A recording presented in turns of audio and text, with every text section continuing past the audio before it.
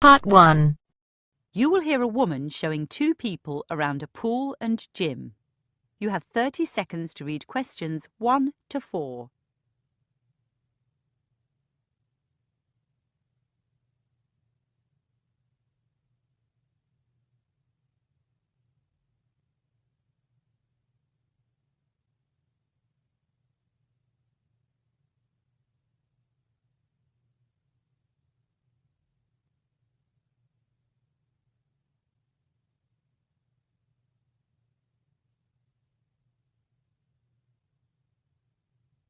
Good evening, I'm Louise and I'll be showing you the complex.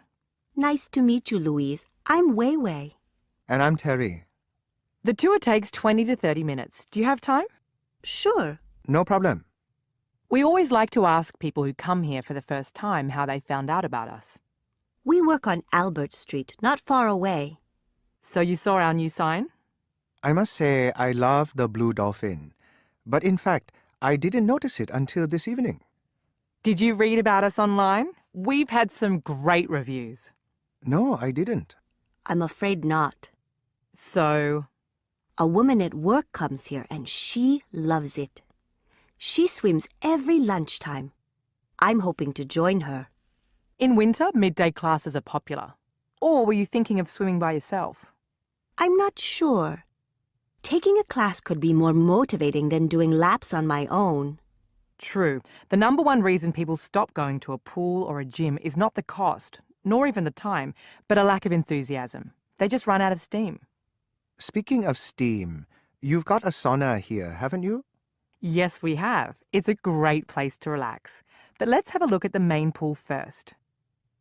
Recently renovated, this 8-lane, 25-metre pool is heated to 27 degrees Celsius.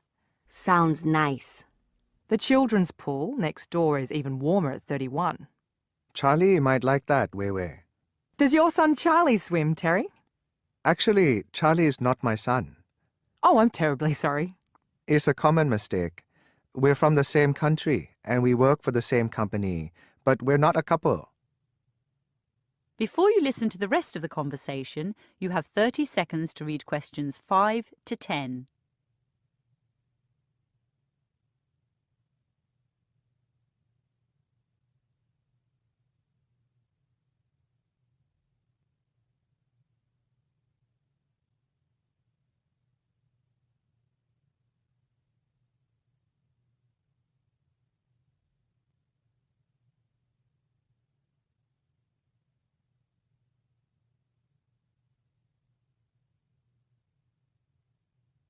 Well, I've shown you everything.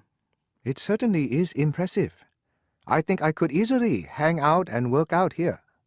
So let's talk about membership. I think I'll start with a weekly membership. I'm all too conscious of my limitations, and you're right about people giving up. I've done that before. I'd like to sign up for the water polo class between 12 and 1, and for the stroke correction class. I teach stroke correction on Saturdays. You may find it's a struggle at first, but within a few lessons, your speed will really increase. Most swimmers have no idea that the way they use their arms affects their performance. Do you also work on swimmers' legs? Mine are very weak. That's for another class called kick correction. What about classes for Charlie? Charlie's in a wheelchair at the moment. He's just had an operation. I see you've got wheelchair access through the parking lot and a ramp into the children's pool. He'll need both of those. Maybe once Charlie's comfortable in the water, we'll think about classes. I do hope so. What about you, Terry? I think I'll go for an annual membership. I'm moving into an apartment just 2 blocks away this weekend. First up, I'd like to take the Monday night weight training class in the gym. And I noticed your offer of a personal trainer for a 1-month trial. Once my personal trainer has developed a program for me, I'm sure I'll take some more classes. That is the end of part 1. You now have half a minute to check your answers.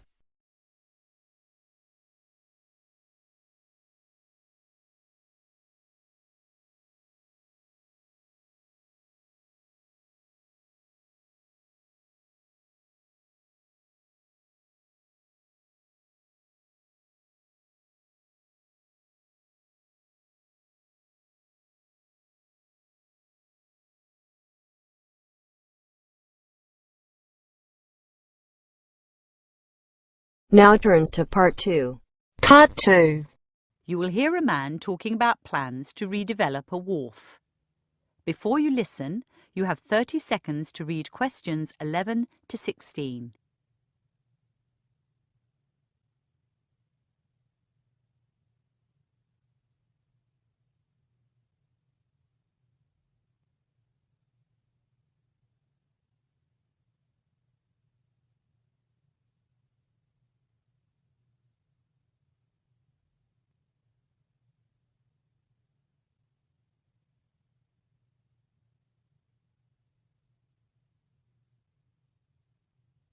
Good afternoon, ladies and gentlemen.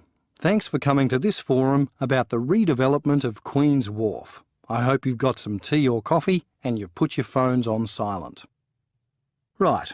Essentially, we're now dealing with the final phase of the project. If you've looked at the plans, you'll have noticed that a couple of changes have been made to the previous ones, the most noticeable being the removal of accommodation. You may recall that the original developer went bankrupt. When Cato and Brown took the project over, they scaled things down.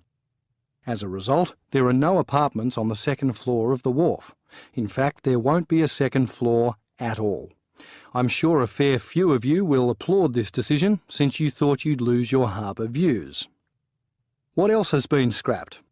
Oh yes, the 4th jetty for water taxis. It seems the contract with Fletcher's Taxis has been amended so vessels can dock at any of the 3 jetties as long as no ferry is within 5 minutes of arrival. Depending on your feedback, there are some other features of the plan that Cato and Brown may yet dispense with.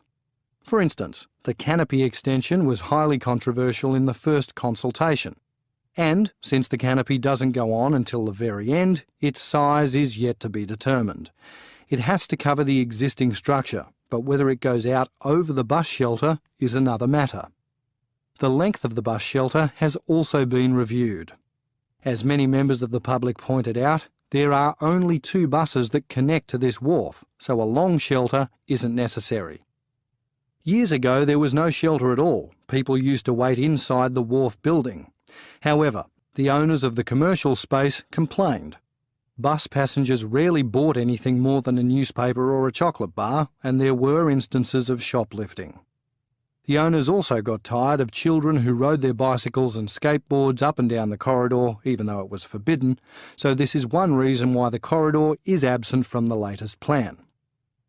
Let's move on to what's set in stone, so to speak, things that the council insists upon. Cato and Brown are adding a 3rd jetty for the new ferry service to Green Island. With a permanent community on the island, it's profitable to run a ferry. The council hopes the wharf will generate much of its own income, so this 3rd jetty is not up for discussion.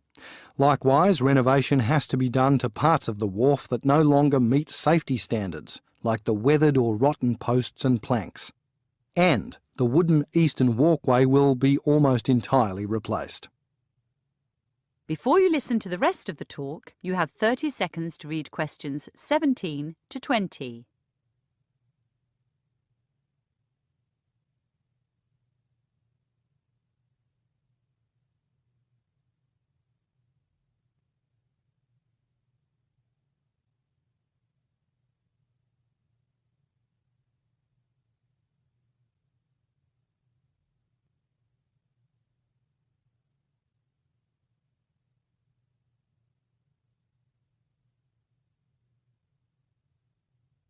Now I'd like to spend a few minutes outlining the redesign of the space inside the wharf building. Firstly, public comment was made during the initial planning phase, so the only input we're asking for now relates to the public space where there used to be a bookshop and a food outlet. Probably toilets will go there, along with seats, vending machines, plants and sculptures. We're hoping local artists will submit ideas for artworks and that the plants will be native. As you can see from the plan, the size of the internal space remains the same, but the corridor will be subsumed into the floor space of the public area and the Thai restaurant in Shop 4.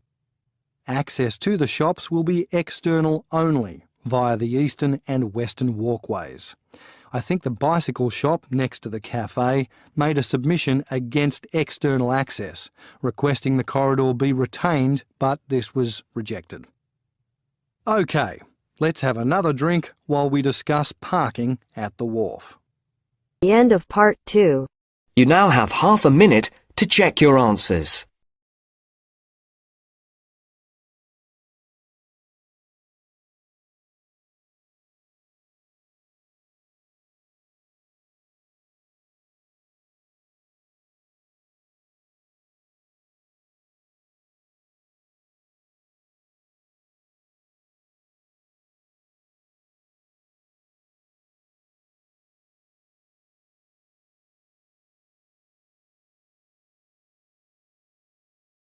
Now turns to part 3.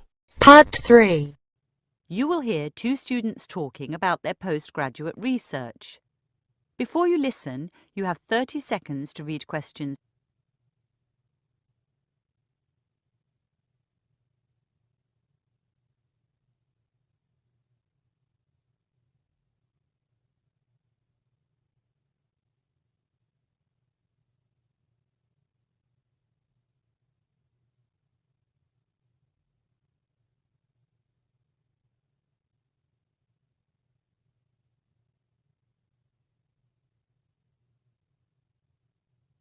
Hey Marcus, how are you? I'm really well. I thought you were in South Africa. I was until a month ago. I came back to do a PhD. Do you know what you're getting into? I'm writing a master's thesis and it's driving me crazy. Oh dear. I heard you had an amazing job in a national park. Why would you give that up? It's true. I started out working in a national park, looking after ostriches. And it did seem like my dream job. But almost by accident, I got involved in taking DNA samples from the birds. I ended up analysing the samples, myself, in a lab in Cape Town. It was incredible, working in the lab. Suddenly, I realised I had greater ambitions than being a park ranger. Well, well. What was the DNA for? You see, ostriches are part of a group of flightless birds called Ratites. And there's a mystery in ornithology about how they spread around the globe when they can't fly. That is weird. There's one hypothesis that they originated in Gondwanaland, a supercontinent that moved apart from Pangaea between 200 and 120 million years ago. Didn't Gondwanaland separate into Australia, Africa and South America? That's right. Plus Antarctica and India. The theory is that Ratites stayed on the drifting land masses, which would account for their present distribution.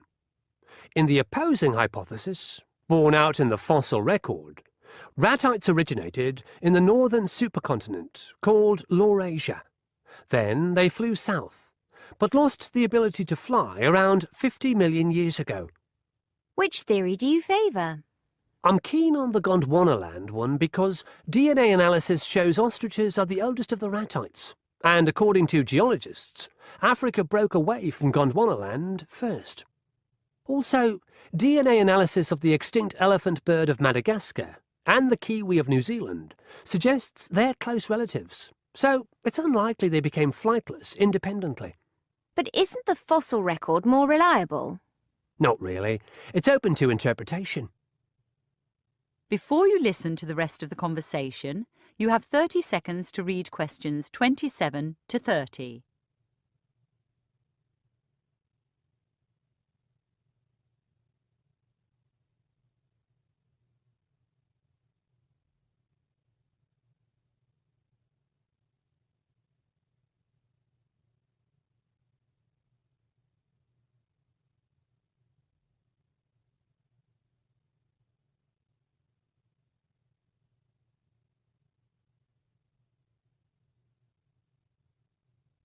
How's your research going? Not so well, I'm afraid. I presume you're doing a master's in public health. What's the topic of your thesis? Well, that was my first problem. It's changed about 20 times. Currently, I'm looking at fathers' visiting habits in neonatal wards. Remind me how old neonatal babies are. Up to 4 weeks. And what's the aim of your research? I'd like to propose a change to hospital policy. I think limited access by fathers to their newborns would improve the health of infants and their mothers, especially in intensive care. Whoa! That's a radical idea. Letting the family be part of the birth process has been standard practice in hospitals for 40 years. And because of that, I chose a quantitative research methodology. You'll have to tell me what that is again as well. Quantitative research collects data that can be explained numerically. It's used to determine general trends. Uh-huh. But my next obstacle was that I couldn't get a large enough sample of paternal behaviour to analyse it quantitatively. Why not? 4 of the hospitals I approached refused me access to their patients. I did get permission from 2 others where I used to work, but the results of my survey were so scattered I couldn't model anything. So, what did you do? I opted for a qualitative approach. I gave up large data collection and did in-depth interviews with a handful of fathers. At the same time, I set up an online discussion group for fathers. How did that go? Frankly, it was too slow to be useful. I've got to finish my thesis by the end of the year, and managing the website took too much time. Have you considered regression analysis? That is, determining the strength of the relationship between variables. It's used for things like trying to prove that video games lead to more violence among young viewers. Yes, I have. In fact, I've changed supervisors, and my new one has guided me towards regression analysis. So, at last, I'm making progress. That is the end of part 3. You now have half a minute to check your answers.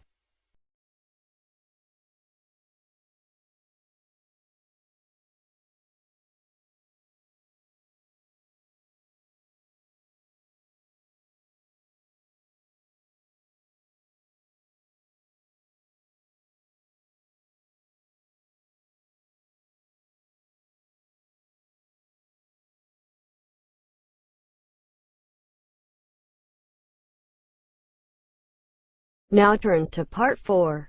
Part 4. You will hear a lecture on searching for planets similar to Earth. Read questions 31 to 40.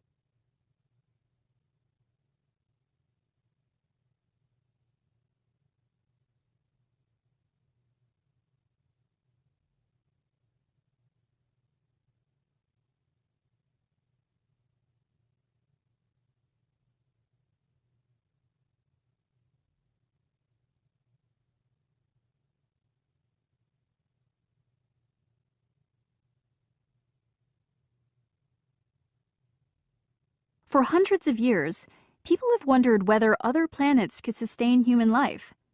20th century space missions cast doubt over colonization of our own solar system. But there's plenty of hope beyond. Distant bodies orbiting faraway stars are known as exoplanets. Since 1996, thousands of exoplanets have been found, most of which are massive hot balls of gas, like Jupiter. However, a new U.S. mission is focusing on smaller planets, 1/2 to twice the size of Earth. These must also be close enough to their star to be in a habitable zone. Today, I'd like to discuss NASA's Kepler mission, which began in 2009 and is ongoing. But first, who was Kepler? Well, Johannes Kepler lived from 1571 to 1630 mostly in what is now Germany. He was a physicist, astronomer, and optician. He was the first person to explain planetary motion correctly, and more importantly, he developed a way of working in which he sought to prove that theories must be universal, verifiable, and precise.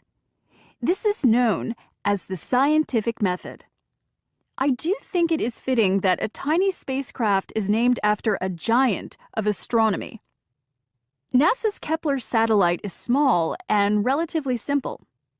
Other telescopes, like Hubble, provide exciting data. But Kepler surveys just one area of the galaxy, the constellations Cygnus and Lyrae, and records events over several years. It has already identified around 1,000 new planets and provided data on another 3,000 potential planets. Kepler is powered by a solar array. Its largest instrument is a photometer, a sensor that measures the light emitted by more than 100,000 stars. The photometer is so sensitive it can detect a drop in brightness when a planet moves or transits in front of a star of 1 part in 10,000.